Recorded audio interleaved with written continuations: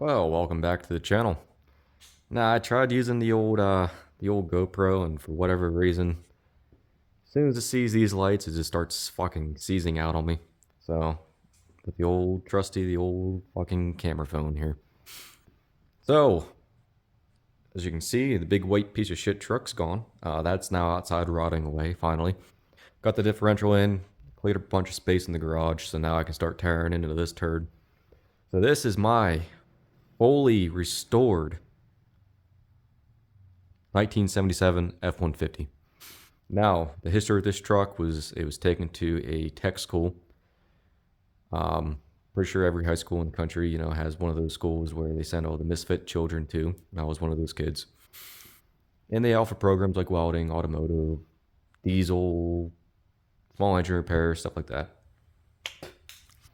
And this is one of those poor souls, or the poor trucks that got sent to the tech school, where it was professionally restored. If you actually look at the paint real close, you have to look really, really close to it. It looks like it's just gonna clean right on up. Like the paint job, the body work to this thing was just cherry. Just really, really good paint job to it. But the body work is probably the best thing. It blows my mind that kids did this. Like it just looks too good, too good to be true. As you can see, it's just really straight panels, just line up. The gap, perfect. Look at the cap corners on this, man. Wow. Look, you can see my reflection in the paint. It's still that good. Just amazing. And no expense was taken with this truck. I mean, they really tore this down and slapped it back together the best they could, man. I mean, if there was panels, no putty. They took metal, they welded it in, they did everything just right. Speaking of right, this differential from the diesel, it's still haunting me. That was a terrible job. But as you can see, like, you have to look really close or else you're gonna miss it. Like, just bear with me, right? Just really look close here.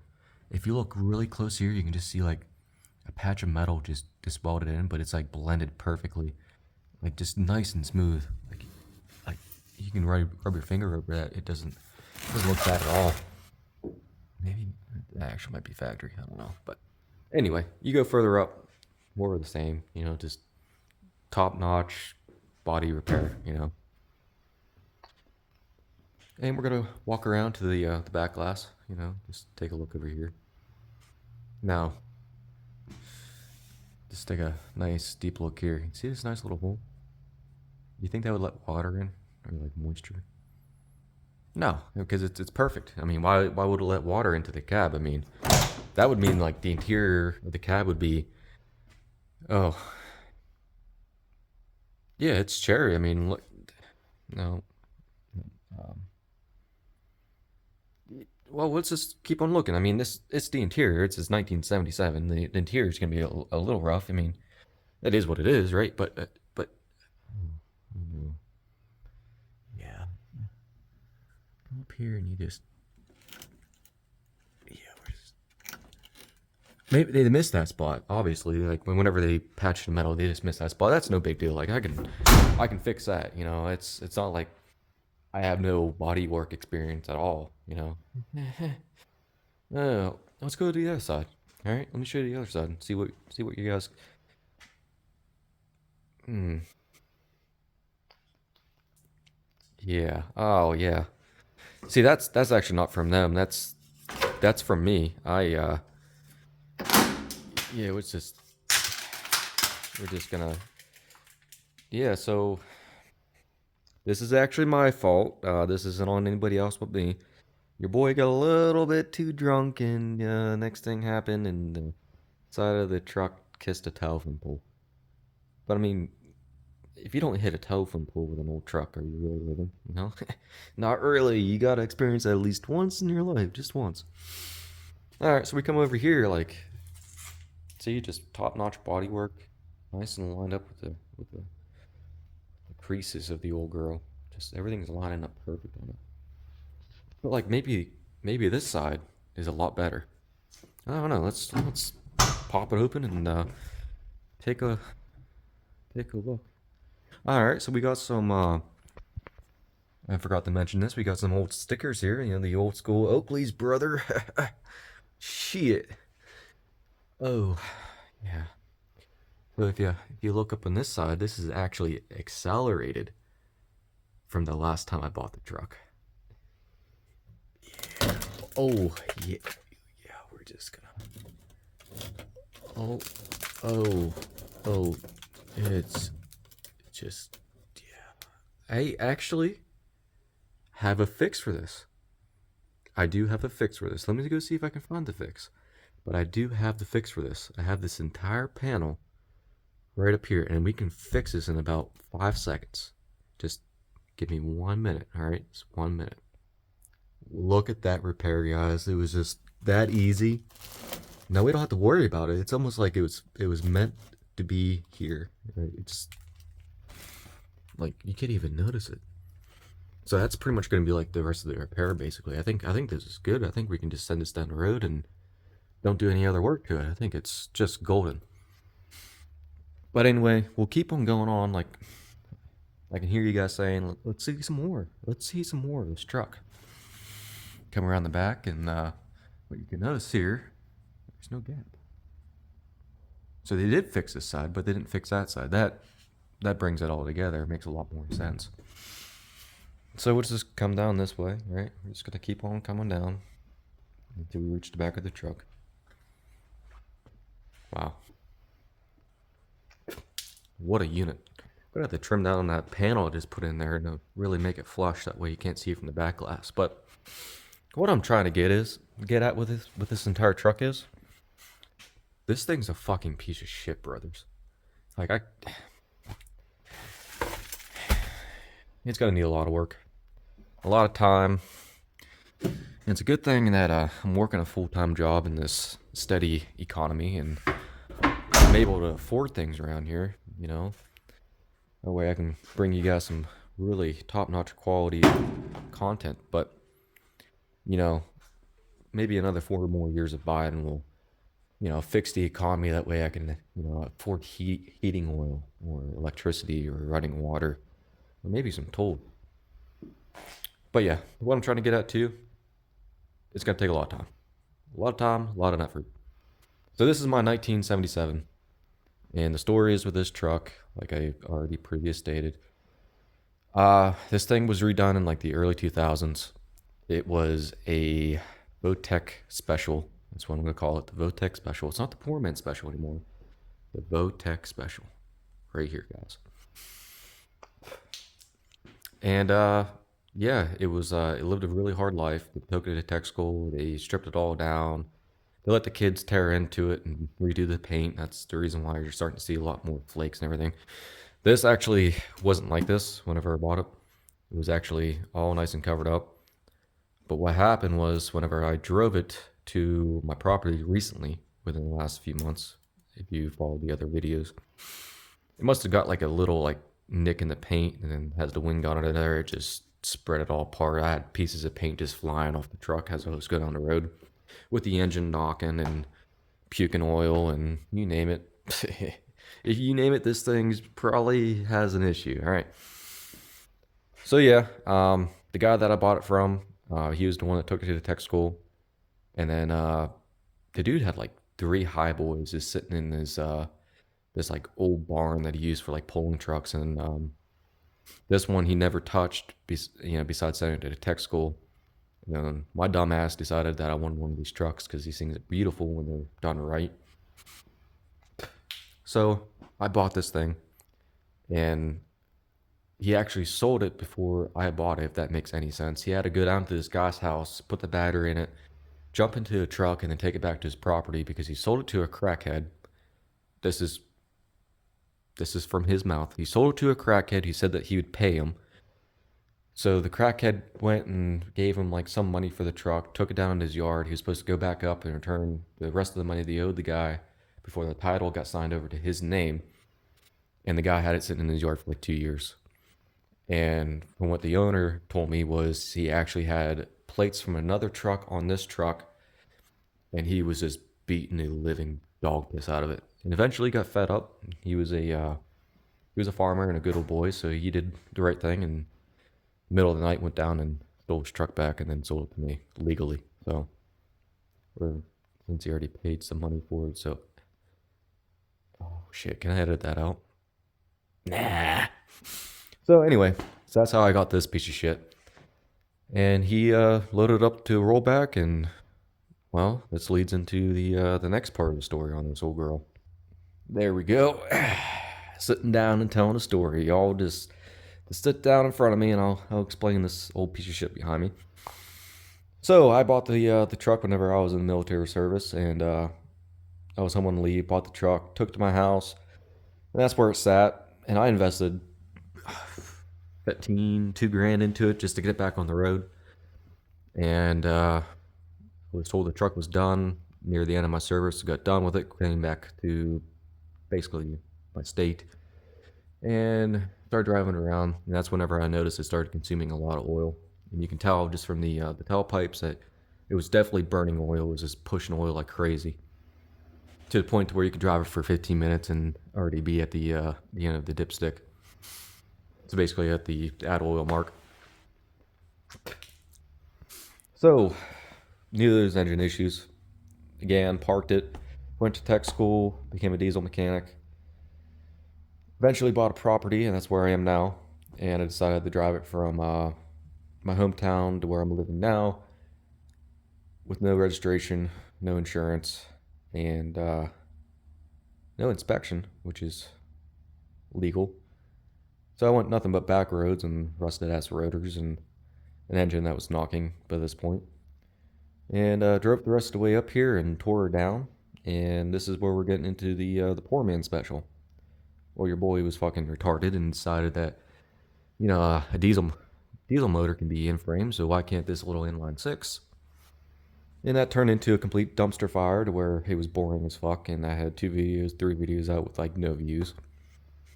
So here we are, we're changing things up. So now, got some parts here from whenever I bought in service. I got the new fender for whenever I wrecked the truck.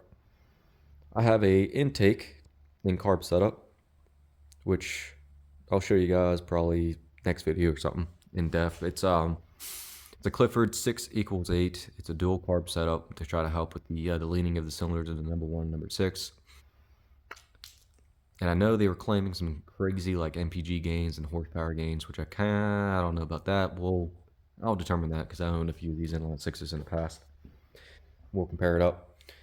We come into the back here. We got carpet. We got, I'm doing this right, boys. We got carpet and new weather stripping. This thing's gonna be good. Let me tell you what.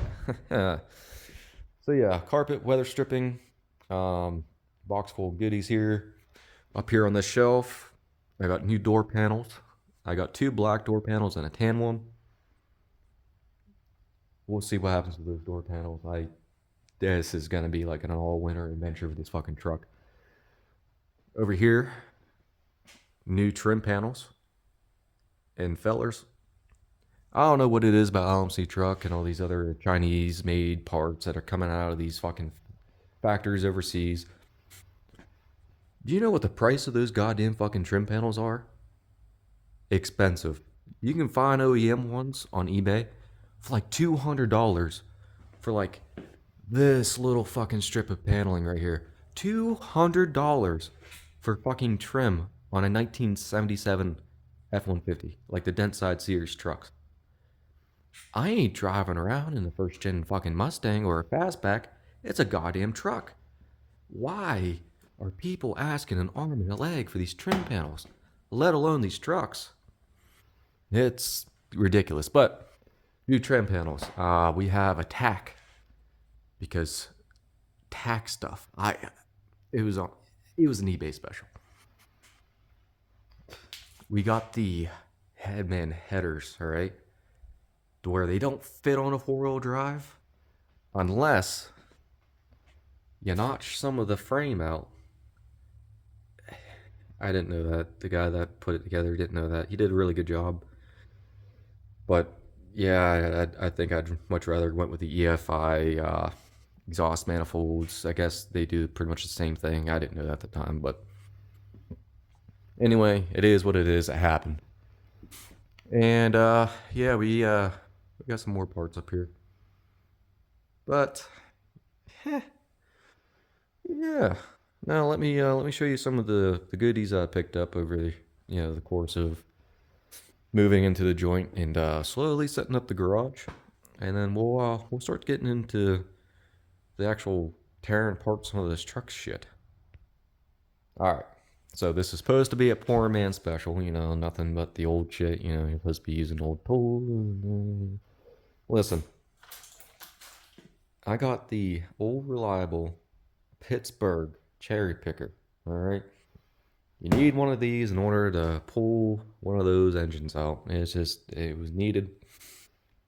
I was gonna buy one, used and go pick it up from a guy's house, but if anybody's ever bought anything from Facebook Marketplace, Craigslist, or anything else like that, some of these fucking Windows lickers out there trying to post. You'll have a cherry picker online. You can buy a brand new one from Harbor Freight for $300. They will be selling the same fucking goddamn cherry picker online, right? This thing was like $300, 360, and they'll market the same price used as fuck. I don't understand it, but I did. They do. I can't make this shit up. And then, I picked up these reliable shelving units right here. Just heavy duty. Barely move these things around. Barely any flex to them. Picked this up for $40. This is what's going to be organizing a lot of our stuff that we're taking off of this truck. That way I don't have to, use up my good workbench over there. So I picked this guy up today with this for this job, and somewhere around here I got the old Chinesium fucking chains that's definitely going to snap and drop the entire engine and transmission onto the ground, which is going to be awesome. And never mind my endless pile of cardboard. You guys know how it is. You buy a house, you move into it, you have a bunch of boxes. What do you do with the boxes? Well, my fiance determined the garage. The garage is a place where I can just put all the cardboard in and it'll go away. Chewy boxes. The amount of goddamn Chewy boxes in this garage is driving me insane. It's driving a feller to insanity. All right. So we got the Chinesium shelving units. That's definitely going to fall apart. But we're going to ignore that. Because look at this unit over here. I got myself a Husky toolbox, guys. And it's not even that bad. Like it's a box. But this guy here was actually a discontinued box. I don't know why they discontinued it. I imagine in 3 months we'll figure out why. But it's discontinued. And this was actually a showcase model that I picked up for fucking dirt cheap. That's the only reason why this guy's here. Dirt cheap. The cheapest of the cheap. Because I like cheap shit. So yeah, got one of those. Got one of these. Got a nice vise over here now, which I had to buy in order to do a brake job on a new school Jeep. It's a Jeep Renegade with the swollen lug nuts. And instead of buying lug nuts at the dealership for $200 and some for all the lug bolts, I'm sorry, not lug nuts, the lug bolts. I beat the living piss out of the fucking swollen up casings, and that's why I bought this. It really saved me a lot of money. Because trying to find OEM stuff in this town is really hard, or aftermarket stuff especially. Good luck. And then back here we got a drill press that I picked up from auction for, I can't even remember how much I paid for it. It's really cheap. So we got a drill press, but we're gonna have to put a bench here, put the bench on top of it. That way it has a solid working space to it. Just an old school Taiwanese special, I think it is. Yep, made in Taiwan. It's not made in China, so that's a plus. And this thing is older than me and will probably still outlive me, and it still works. I just need to find to tighten up the chuck, the little pull. I don't know what the fuck you'd call those. But yeah, she thick. Over here we got the old head. I don't know if you guys watched the video, but you see like all this gunk right here? That's actually not gunk. That's actually like performance inducing material they put in here in order for the oil to flow a lot better. It's pretty new stuff. I think you can go out to like any parts store and ask for it. I definitely recommend it. But yeah, the entire engine was just filled with gunk. Just every single oil passage. The top end was destroyed. The bottom end was destroyed. And the only reason why this thing was running was because it was a fucking inline six. Because those engines, I blew a fucking rod through the block once, and the fucker still took me without any oil in the block because it leaked it all out because there was a hole in the block. Drove me 15 miles back to my hometown, and I parked in the backyard. And the day I came back from boot camp, I went down and started it up just for giggles, and the fucker just chewed straight to life. Like these things do die. Like by die, I mean like they'll have issues, but for whatever reason, they just keep on running. So now that you guys are caught up with my insanity, and you guys can kind of determine where the video is going to be going from here on out, back to square one. This is exactly where we left off in part 1, 2, and 3, the videos that suck dick. And yeah, so the next thing that we were going to have to do is assemble the cherry picker. That's step 1, right? I'm a big fan of list here. This is all the stuff wrong with that diesel. We're just going to say that was complete. We're going to put that right back in there and let it fall on the ground. Perfect. And I'm going to assemble that cherry picker, and I'm going to fiddle fuck my way through all this, and you guys get to come along for the ride, because I want to rip this fucking engine out of here. But the first step, besides the list, that was first step down here. Second step is going to be probably removing the rest of this radiator core support, core grill support, the supportage for the stuff, which I did on the diesel on a 7.3, and this is set up the same exact way. I can pretty much tell from the way that it is. Where every single fastener is going to break, and a lot of fucking sheet metal screws are going to be involved in putting it back together. Yeah, so let me assemble the old crane there, blast some tunes, get into the right mindset, and I'll see you guys back here. Well, it's only been a full week. I actually have some more time to work on this. Where I left off, I think I said that I was going to show you this when it was all built. Here it is. Pure shit. Actually, these aren't that bad. They're actually built pretty good. We use these in the shop over at the diesel garage. And it works out just fine, you know. It's going to be more than enough for this. So, needed this in order to pull the engine out. So that's what we're going to be starting on. Try to get these, I'm going to actually get to climb underneath and see how this is all set up and see what needs to come off in order to pull the transmission and the motor out. And once it's out, separate the transmission, set the transmission aside, take this block and push into a corner somewhere. And we'll pick up from there. About a full week. You know, this whole life thing is kind of getting out of hand with everything that's been kind of thrown at me lately. So, hopefully, fingers crossed, I can continue to work on this piece of shit and try to create some decent content where people are going to stick around and watch. So, let me take a look at this, blast some jams, piss off the neighbors, and we'll go from there. Well, I looked up some of the process and climbed underneath the truck and started to disconnect the drive shaft and the front drive shaft, and well, I got a little carried away here. Decided fuck all that, removed both fenders, taking out the core support, make it a lot easier to pull this engine, and then I guess I can show you guys some of the high quality shit that I've been finding with it. Let's take a look at the cab bushings here. Oh yeah.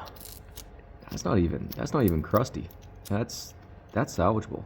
And these bushings still brand new. Probably has another 200,000 miles on them at least. Taking a look at the frame. Like I said, the frame wasn't too terrible on this. It was just the cab and everything else that attaches to the frame, basically. Let's coming around. Show you guys a little bit more of this. Oh, the core support. Oof. Yeah.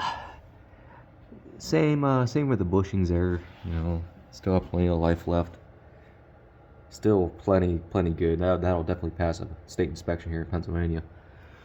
And this guy here is just broken in. You know, that's salvageable. I can just glue that back together and be all right. I'm pretty much a restoration expert by this point. The wiring definitely doesn't have 8,000 butt connectors holding it all together. Definitely not, not in this Terry ever rig. Like this is actually factory from Ford. They built these trucks in the 70s and they just spliced everything together. But they did use sheet metal screws. Fucking weird. More along the side here. And hello? That explains the fucking smell in the cab. I'm just gonna close that back up for him. It's cold out. It's starting to become winter. Come around here. Oh yeah. Oh, let me show you guys this. The high quality bodywork I was explaining earlier. Just awesome. These Wilds are something else. Just high quality the whole way around this joint. Look at that. I think they ground it down and everything, prepped body and... Wait a minute. Wait. That's red. Is that the original? I know the original color was fucking... Oh, there's some more. How many times was this thing painted? No wonder why none of the fucking paint's been sticking on her.